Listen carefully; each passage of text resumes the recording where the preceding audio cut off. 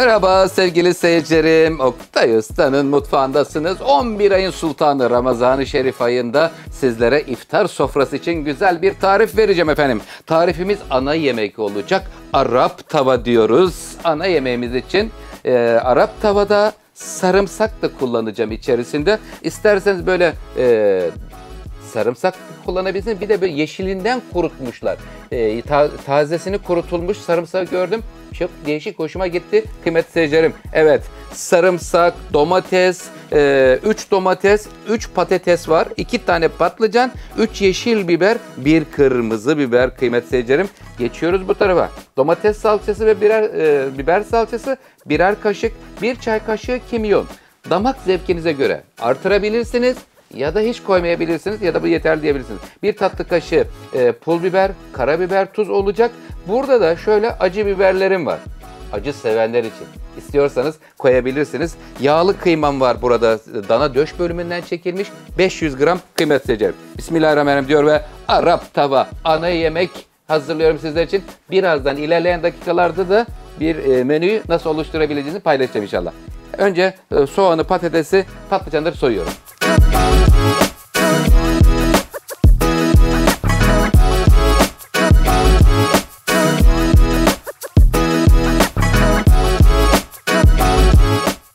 Kıymetli seyircilerim, patlıcan, patates, soğan hepsini doğradım. Şimdi sırasıyla diğer doğrananlarla da devam ediyorum.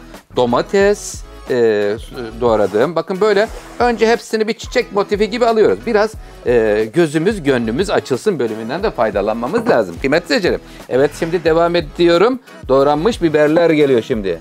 Evet, yeşil biberi de veriyorum. Bakın böyle rengarenk oluyor. Gayet böyle güzel bir renk cümbüşü de ortaya çıkmış oluyor.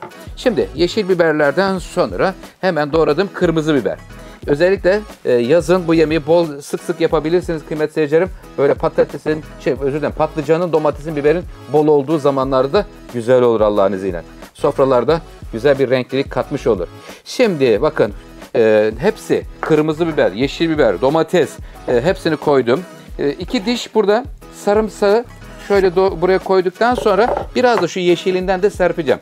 Evet, şimdi kıymaya geliyoruz. Kıymamız kıymetli seyircilerim 500 gram yağlı bir kıyma yalnız. Özellikle yağlı bir kıyma rica ettim kasaptan. O da bize böyle yağlı bir kıyma verdi kıymetli seyircilerim, bakın. Kıymayı da aldık.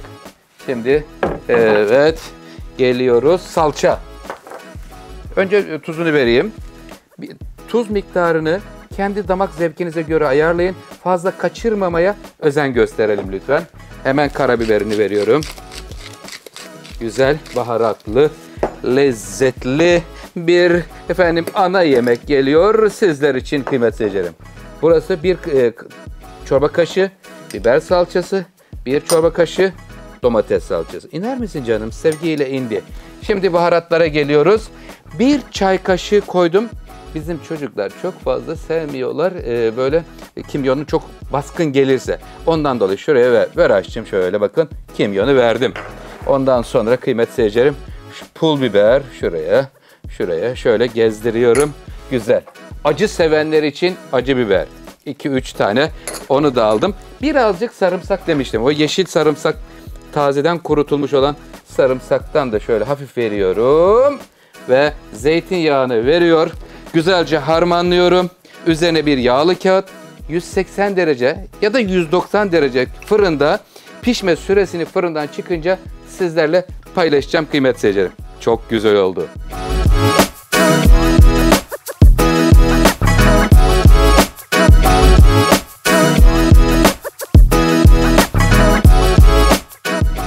Sevgili seyircilerim, çok güzel oldu. Bakın bol sebzesiyle birlikte yağlı kıyma. Şöyle bastırıyorum şimdi. Güzelce sebzeyle iyice bir bütünleştirelim. Tepsimizin çapı 37 santimlik bir tepsi kullandım.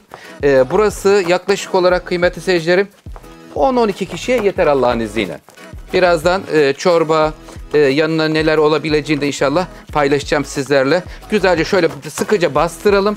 Düzgün olsun. Üzerine bir yağlı kağıt kapatacağım. 180 derecelik ısıtılmış fırına göndereceğim kıymetli seyircilerim. Canım, sevgiyle pişecek misin? İftar sofrasında yerini alacak, bakın görüyor musunuz? Son derece kolay, lezzetli ve sağlıklı bir ana yemek oldu kıymetli seyircilerim. Şimdi üzerine yağlı kağıt kestim. Yağlı kağıt ile kapatacağım. 180 derece ısıtılmış fırında ortalama 1,5 saati bulur. 1 saat sonra bir kontrol edeceğiz. 1 saat sonra üzerindeki kağıdını alacağım kıymetli seyircilerim. Evet, üzerine kapatıyorum kağıdını. Fırınımız sıcak fırın. Şöyle yapışsın. Bakın gördünüz mü? Çok da güzel oldu. Şurada hafiften bir baca da açtım. Görüyor musun? Bacası da var. Canım iyi yolculuklar diliyorum. Gidiyor fırına. İftar sofrasında Oktay Usta'nın elinden siz için Arap tava geliyor. Hadi bakalım. Beğeni butonuna basmayı lütfen unutmayın. Kanalıma abone olup yorum atıp dostlarınızla paylaşırsanız çok mutlu olurum.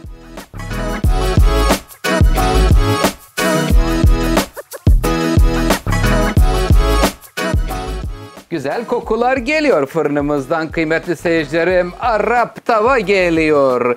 Öyle güzel bir lezzet oldu ki hazırlanışı son derece kolay ve lezzetli bir tarif oldu. Şimdi efendim Arap tava ile birlikte bir menüyü nasıl oluşturacağız hemen sizlere paylaşmak istiyorum. YouTube kanalımdaki olan tariflerle bir dörtlü yapacağız inşallah.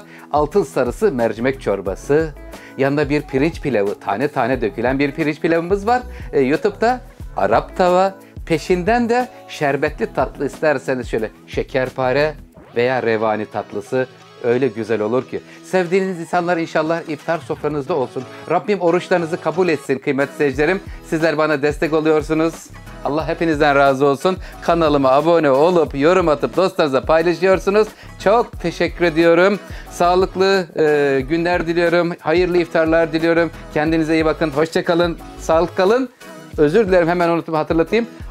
Arap tava YouTube kanalımda altyazı olarak Arapça, İngilizce ve altı dilde efendim altyazımız vardır. Bu güzel lezzetler tüm dünyada ve sofralarda olsun. Kalın sağlıcakla. Hayırlı iftarlar.